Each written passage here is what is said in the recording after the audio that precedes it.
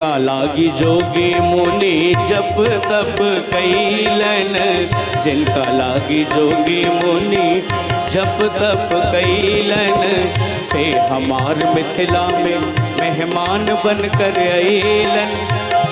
देखिए हिंदी भाषा में नहीं है ये भजन, ये जो गीत है ये मैथिली भाषा में है, क्योंकि राम जी का जो विवाह हुआ वो मिथिला में हुआ, तो सभी सखियां मिथिला की राम जी को भजन सुना रही हैं और मिथिलावासी सब गा रहे हैं। जिनका लागी जोगी मुनि जप तप कैलन, जिनका लागी जोगी, यानी कि जिनके लिए योगी मुनि जप तप करते हैं, उनका ध्यान धरते हैं जो भगवान हैं, से हमार मिथिला में मेहमान बनकर अइलन, यानी कि वो आज हमारे मिथिला नगरी में मेहमान बनकर के आए हैं, सीता जी के साथ में विवाह करने के लिए आए हैं, ऐसा कह रही हैं सखी। अरे जिनका लागी जोगी मुनि जप तप कैलन, से हमार मिथिला में मेहमान बनकर अइलन।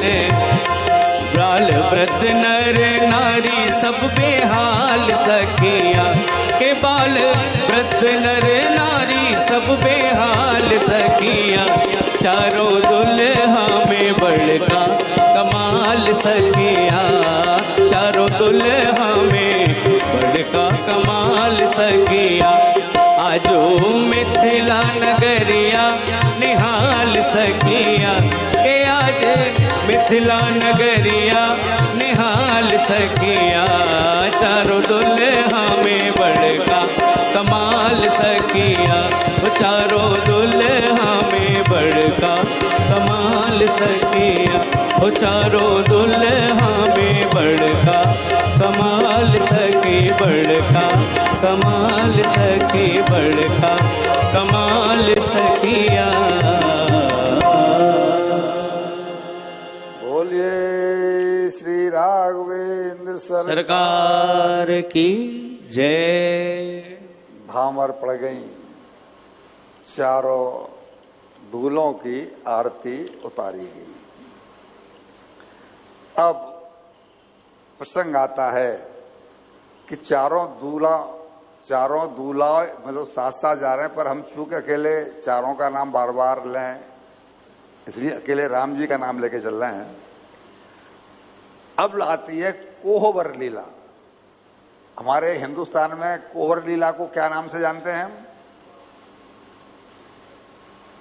ये चूंकि ये बताया पंडित जी ने अभी कि ये मिथिला का प्रसंग है, मीन्स जनकपुर का, मीन्स नेपाल। हाँ जी, नेपाल का प्रसंग है। हमारे कोहबर लीला को हमारे भारत में या हमारे परिवारों में कहा जाता है देवी देवताओं का कमरा। वो तो आप स्थापित करते हैं ना, देवताओं का कमरा जैसे कहते हैं, तो देवताओं के कमरे में दूल्हा दुल्हन को ले जाया जाता है, वो वहां उसे कहते हैं कोहबर। तो जब राम जी और सीता जी को कोहबर में ले जाया गया, तो अब आप कोहबर लीला का आनंद लीजिए। ये कोहबर की परंपरा सदियों से इसलिए चल रही है कि इसके व्यंग और विरोध जो वहां होते हैं, उसमें एक दूसरे के कटाक्ष और हास्य से दूल्हा दुल्हन का आपस में जो संकोच होता है, जो झिझक होती है, वो खत्म हो जाए, इसके लिए परंपरा शुरू की गई है। तो सखियां सिया जू को और राम जी को लेकर के कोहबर में आई, और वहां उन्होंने बताया कि जीजा जी, हमारे यहाँ की ये परंपरा है कि भामर पड़ने के बाद सखियां दोनों को, सखियां जवाई को, दूल्हे को और खीर खिलाती हैं, खीर खिलाती हैं। अब था तो उनका मनोविनोद, हास्य विनोद, तो उन्होंने कहा सखियां खीर खिलाती हैं, तो कटोरा उनके हाथ में पकड़ा दिया कि आप खीर खाओ। तो राम जी ने यही समझा कि यहाँ की परंपरा खीर की होगी, तो उन्होंने खीर खाना शुरू किया। और जब वो खीर खाने लगे तो सखियां छेड़ते हुए बोली कि देखा तू देख रही है ना, तू देख रही है ना, ये कितने भूखे हैं अयोध्या के लोग। हमारी सियाजू उनसे पूछा भी नहीं कि तूने सवेरे से कछु खायो है कि ना खायो, और खीर पे टूट पड़े। क्या कपाकप खाए जा रहे हैं। अब सखिया तो, अब राम जी झेप गए। ये तो सही है कि मैंने सियाजू से तो नहीं पूछा कि भाई तुमने सुबह सुबह खाया है कि नहीं खाया है, और तुम भी खाओ। तो वो झेप गए, और जब झेप गए तो वो किशोरी जी की तरफ खीर के कटोरे को बढ़ा करके बोले, आप भी खीर खाओ। तो जब उन्होंने कटोरा राम सिया जी को देना चाहा, तो फिर तीसरी बोली कि देखा ये लोग कितने अभिमानी हैं।